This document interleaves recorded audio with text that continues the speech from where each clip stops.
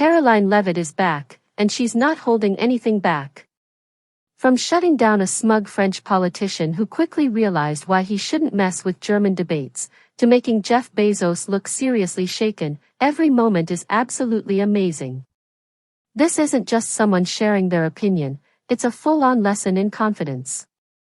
And believe us, you won't want to miss even a single second. Get ready, because what you're about to see is truly legendary.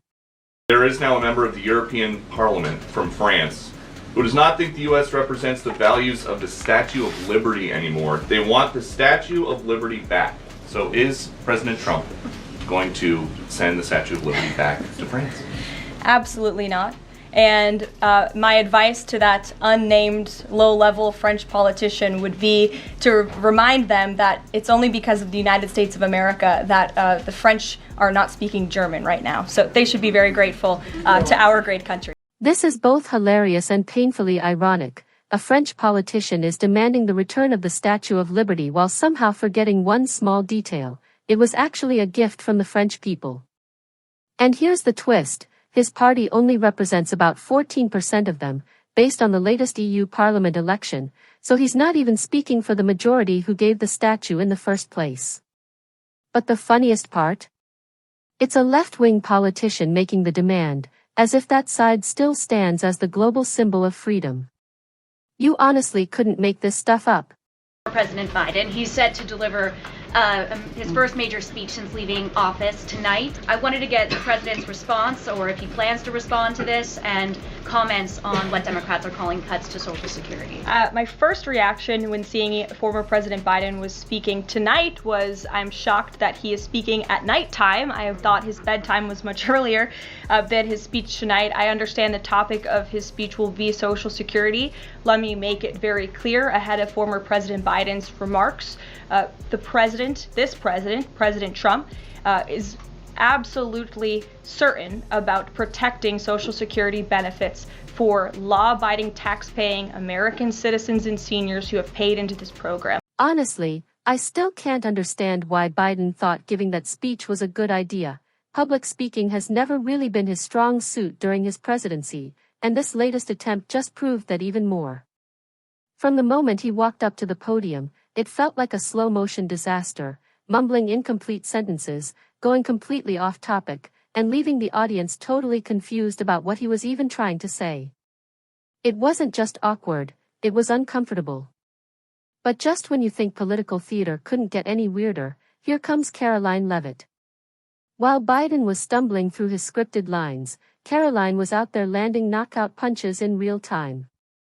Her takedown of Kamala Harris and Minnesota Governor Tim Walz after their latest round of bizarre comments was absolutely brutal and absolutely brilliant. She didn't just call them out, she tore their talking points apart with sharp clarity, total confidence, and a calm presence that made Biden's wandering speech look even worse. It's moments like these that show exactly why Karoline keeps rising, while the others are left trying to catch up. Tim Walz, Governor Walz, saying last night he frequently checks Tesla stock, in doing so to, quote, give me a little boost during the day. How should Americans view politicians who take pride in the downfall of an American car company? I think that's quite sad, but I think Governor Walz unfortunately is living a sad existence after his devastating defeat on November 5th. Exactly. When your political opponents are people like Tim Walz and Kamala Harris, the smartest move isn't to argue with them, it's to just hand them a microphone and step aside. No need for a rebuttal, because every time they speak, they somehow accomplish what entire campaigns struggle to do, they reveal their own incompetence right in front of everyone. Whether it's Kamala's famous word salads or Tim Walz's bizarre, confusing statements that sound like they're from another universe, you don't need spin or strategy, all you need is patience. Let them talk, let them ramble, and let the public sit there wondering how these people got so much power with so little sense.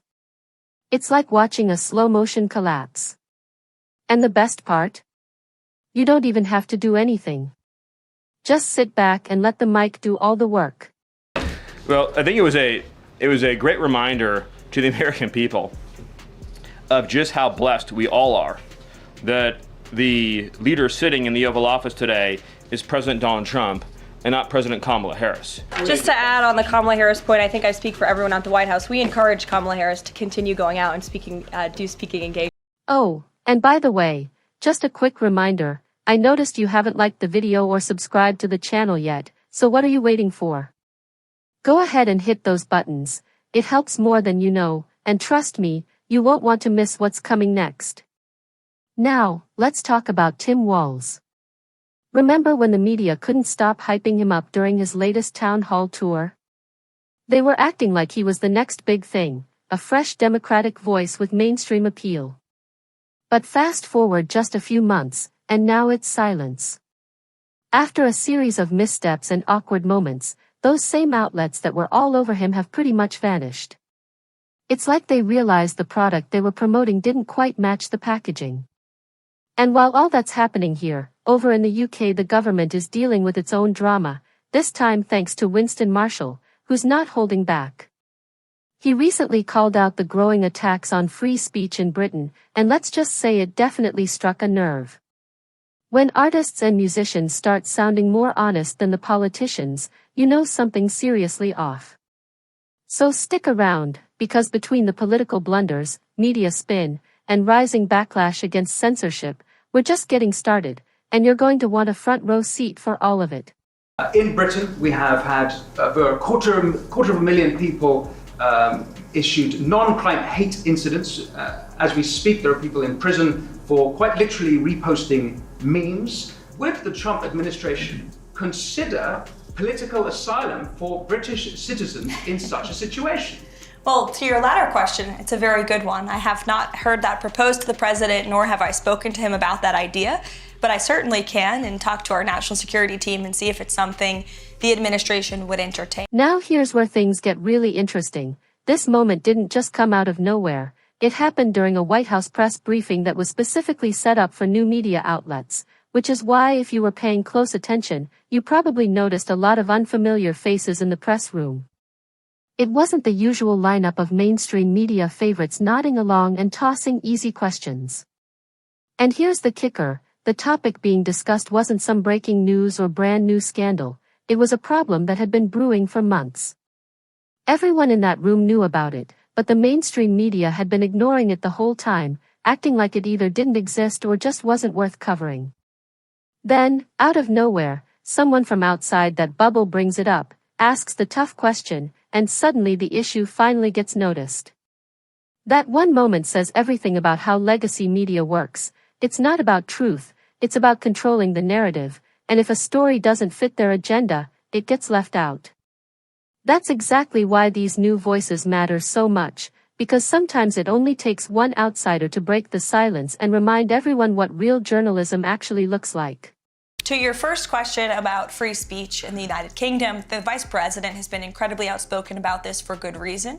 And the President has spoken about this as well, directly with your Prime Minister when he was here for a visit to the White House. So it remains a critical endeavor of ours to show the Brits and your country, which we love and admire, about the First Amendment and the importance of free speech in a sovereign nation. Jeff Bezos also got publicly called out by Karoline, and the way she did it was absolutely incredible. This is a hostile and political act by Amazon. Why didn't Amazon do this when the Biden administration hiked inflation to the highest level in 40 years? And I would also add that it's not a surprise because, as Reuters recently wrote, Amazon has partnered with a Chinese propaganda arm. So this is another reason why Americans should buy American. It's another reason why we are onshoring critical supply chains here at home to shore up our own critical supply chain and boost our own manufacturing here. Now here's the part that's flying under the radar, but it's a total game changer. Some people are pointing out that this move actually helps Amazon users figure out which products are made outside the US, which means it's indirectly promoting American-made alternatives without even needing a sales pitch. Pretty clever, right? But just imagine if this had happened under Trump, the mainstream media would have gone wild, flooding the news with headlines like, "Trump tariffs hurt working families," or "Economic doomsday incoming." You know how it goes, panic, outrage, repeat. That's what makes this moment so satisfying. Karoline didn't just take a tough question, she turned it into an opportunity, and she didn't just hold her ground, she called out Jeff Bezos with total confidence and didn't even break a sweat. It was smooth, powerful, and completely unbothered. And to top it all off, we're ending with a jaw-dropper. MSNBC's very own Joy Reid 2.0 just got exposed again for blatant racism. And yes, it happened during yet another White House press briefing focused on new media, because apparently, when the legacy press steps aside, the truth gets a little too real for their comfort. So yeah, don't go anywhere, because this is only getting better. It is racist what she is saying. The president intends on deporting illegal alien criminals who broke our nation's laws and are not only impacting communities across the country, but in particular communities of color in our inner cities. You remember the story out of New York City where young minority children were kicked out of their public school to make room for illegal immigrants to sleep on the floor of their cafeteria. That is putting America last. Doesn't matter your race, your religion, or creed. If you are a law-abiding American citizen, President Trump is going to put you first. And shame on Simone Sanders for saying that. I'll be honest, I have no idea what MSNBC was thinking when they made this move. They fired Joy Reid, supposedly to tone things down after years of divisive, over-the-top commentary, and then turned around and gave airtime to Simone Sanders. Seriously, it's like they replaced one outrage machine with another and expected a totally different result. If the goal was to rebuild trust or reach a wider audience, this wasn't just a miss, it was a full strikeout without even swinging the bat. Instead of making real changes, they've just rebranded the same hyper-partisan energy with a new face, and viewers can see right through it.